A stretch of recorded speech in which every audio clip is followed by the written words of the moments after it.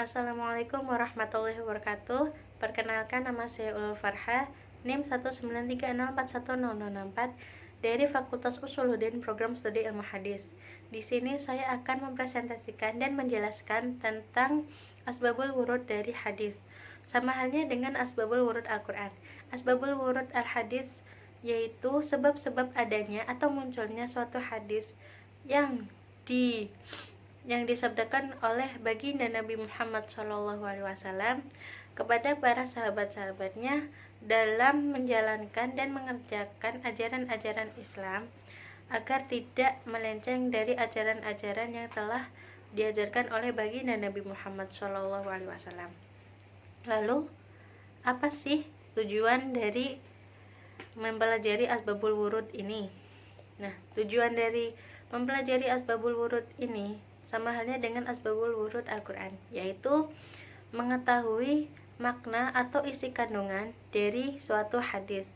Namun, Imam As-Suyuti mengemukakan bahwa ada beberapa tujuan selain dari memaknai isi kandungan tersebut. Yang pertama yaitu menentukan adanya taksis atau pengkhususan yang bersifat umum. Maksudnya, hadis-hadis Nabi akan dikhususkan atau dikelompokkan sesuai dengan bab-bab masing-masing. Yang kedua yaitu membatasi pengertian hadis yang masih mutlak.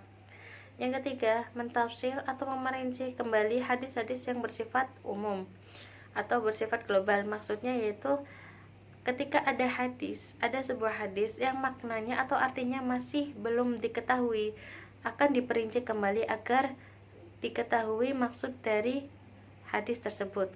Lalu yang keempat, menentukan ada atau tidaknya nas mansukh dalam suatu hadis. Satu contoh pengaplikasian asbabul wurud dikeluarkan oleh Imam Malik, Imam Asy-Syafi'i, Imam Ahmad, dan Ibnu Abu Syaibah dari Abu Hurairah. Dia berkata, Rasulullah SAW bersabda mengenai laut, huwa tahuru ma'uhul hillu maitatu.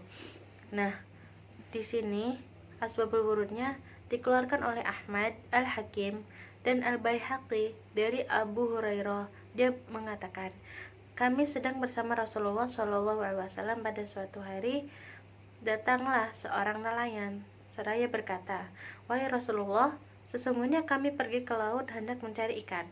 Maka seseorang dari kami membawa kantong air dan dia berharap bisa mengambil tangkapan secepatnya. Maka mungkin saja dia mendapatkannya dan mungkin saja tidak mendapatkan tangkapan, hingga sampailah dia di suatu tempat di laut yang dia belum pernah berpikir bahwa dia bisa mencapainya. Mungkin saja dia bermimpi atau berwudu, maka apabila dia mandi atau berwudu dengan air ini, salah seorang dari kami akan binasa karena dahaga. Lalu, apakah pendapat engkau mengenai air laut apabila kami mandi dengannya atau berwudu dengannya? Kami takut itu. Nah, maka Nabi Muhammad SAW bersabda, wa tahuru ma'uhul hillu maitatu, yang artinya, mandilah kalian dengannya dan berwudulah karena sesungguhnya ia suci air dan halal bangkainya. Nah, jadi air laut di sini itu suci ya. Mungkin dari kalian ada yang masih janggal terhadap air laut itu sebenarnya suci atau tidak sih? Suci. Dan bangkainya atau ikan, ketika ada ikan yang mati sebelum kita tangkap, ikan tersebut halal kecuali ikan atau hewan laut yang diharamkan. Nah, lalu hadis tersebut dikeluarkan oleh yang pertama Imam Ahmad dalam Al-Musnadnya, Abu Dawud dalam kitab At-Thaharah bab al-wudu' bima'i al-bahr atau berwudu dengan air laut. Yang ketiga Imam At-Tirmidzi Thaharah dalam bab ma ja'a fi mali al-bahr tentang air laut, sesungguhnya ia suci.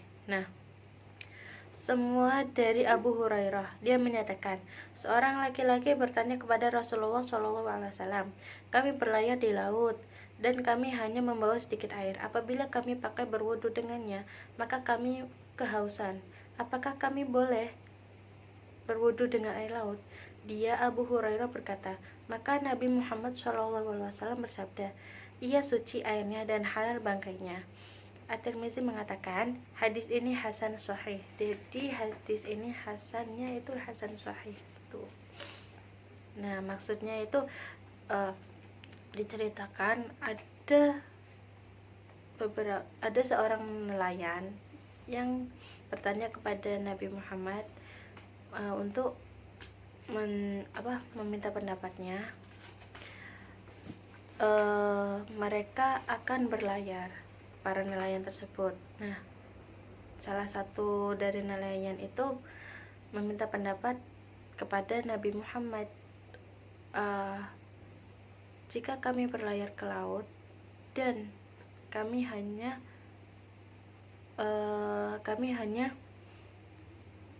membawa sedikit air untuk minum, tapi ketika kami ingin beribadah atau ingin sholat gitu ya, ingin sholat itu kami bingung, apa kalau misalkan kami menggunakan air yang kami bawa ini, maka kami akan kehausan gitu. Namun Nabi Muhammad bersabda bahwa pakailah air laut, sesungguhnya air laut itu suci dan bangkainya pun halal gitu. Nah, sekian penjelasan dari saya, kurang lebihnya mohon maaf jika ada kata-kata yang kurang berkenan ataupun masih janggal, mohon dimaklumi ya, karena di sini saya juga belajar. Terima kasih telah menyaksikan video ini, kurang lebihnya mohon maaf. Wassalamualaikum warahmatullahi wabarakatuh.